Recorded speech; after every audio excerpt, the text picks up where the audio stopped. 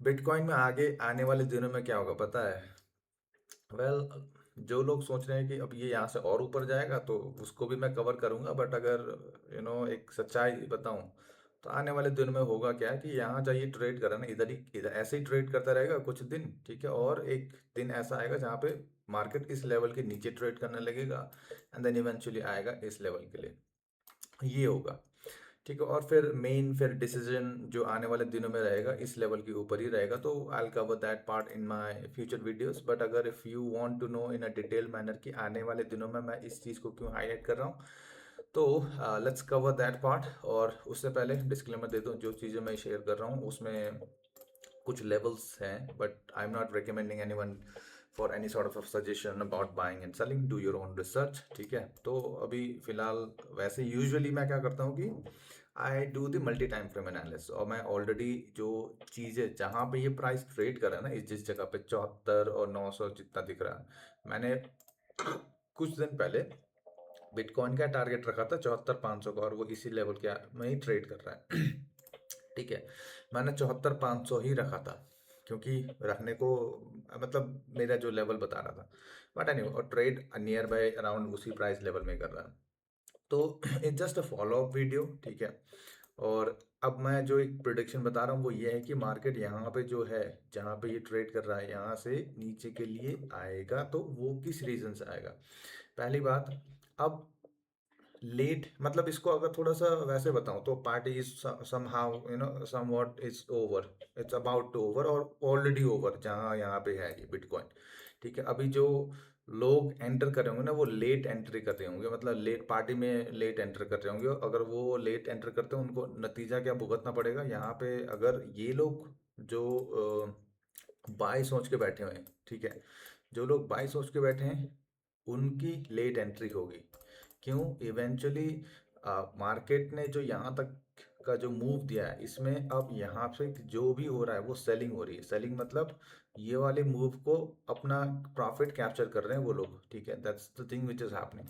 और धीरे धीरे करके यहाँ पे कंसोलिडेशन होगा। कंसोलिडेशन के बाद इसमें होगा क्या कि ये जो दो लेवल हैं, पहला ये लेवल और ये लेवल, फिलहाल के लिए तो इसके ऊपर फोकस कर लेते हैं। मार्केट इन दो लेवल को ब्रेक, और इसके साथ साथ अभी इसको भी हाईलाइट कर ही देता हूँ, एक और जो लेवल है डिसेंडिंग ट्रेंड लाइन नीचे वाला, ठीक है, ये लेवल भी है। ये दो लेवल में क्या होगा, मार्केट पहले इन दो लेवल को एक साथ या फिर धीरे धीरे करके ब्रेक करने की कोशिश करेगा। ठीक है, इस बीच में क्या होगा, मार्केट अटेम्प्ट पहले तो इसी लेवल को ब्रेक करने की कोशिश करेगा, पहले वाला मतलब इस लेवल को जहाँ पे ये ट्रेड कर रहा है। और फिर नीचे ट्रेड करते करते यहाँ सपोर्ट लेगा, फिर ऊपर के लिए जाएगा, ठीक है, इस जगह पे। फिर इसको ब्रेक करने की कोशिश करेगा, ब्रेक के ड्यूरेशन में इसके पास रेजिस्टेंस ऑलरेडी है, उसके साथ साथ फिर एक ऊपर का और लेवल है, ये है, तो रेजिस्टेंस मिलेगी इसको। फिर धीरे धीरे करके फिर नीचे आएगा, नीचे यहाँ पे इसको सपोर्ट मिलेगा, ठीक है।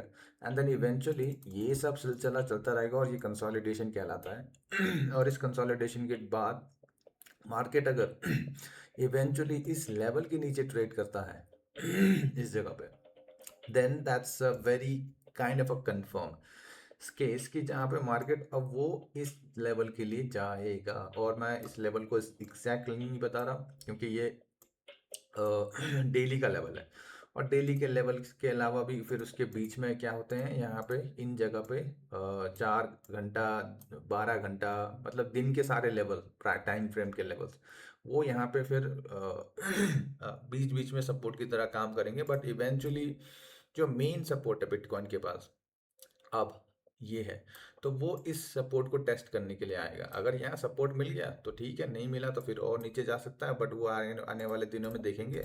अभी जो चीज़ है वो यही है कि मार्केट इधर कंसोलिडेट करेगा और कंसोलिडेशन के बाद नीचे आएगा। और रही बात ऊपर के लिए, उसको भी थोड़ा सा कवर कर लेते हैं। लोग होपफुल रहते हैं कि ऊपर के लिए जाएगा यहाँ से भी।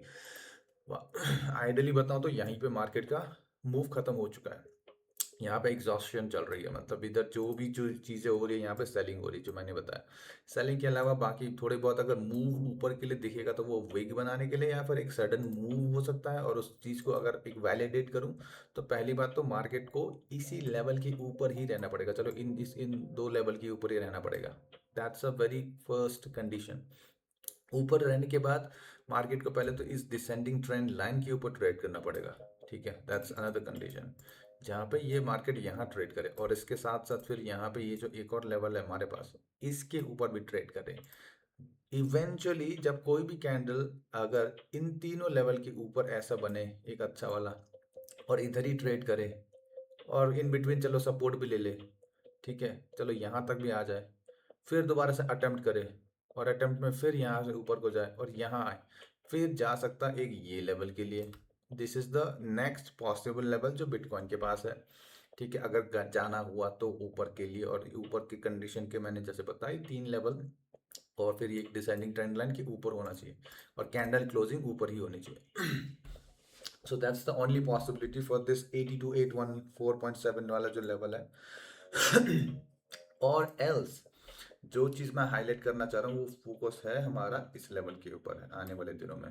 तो आने वाला दिन क्या रहेगा, वो रहेगा ये अगस्त चल रहा है, अगस्त 21 जब मैं ये वीडियो बना रहा हूँ, तो सितंबर के आखिरी तक, by the end of the September month, most likely price इधर नीचे आए, वो कुछ इस तरीके का सीन हो, मतलब फुल ऑन सेल ऑफ हो जाए यहाँ पे। फिर जो जो लोग जो यहाँ पे लॉन्ग कर रहे होंगे सोच के, उनका फिर लिक्विडेट होगा यहाँ पे पोजीशन इस वाले मूव के चलते।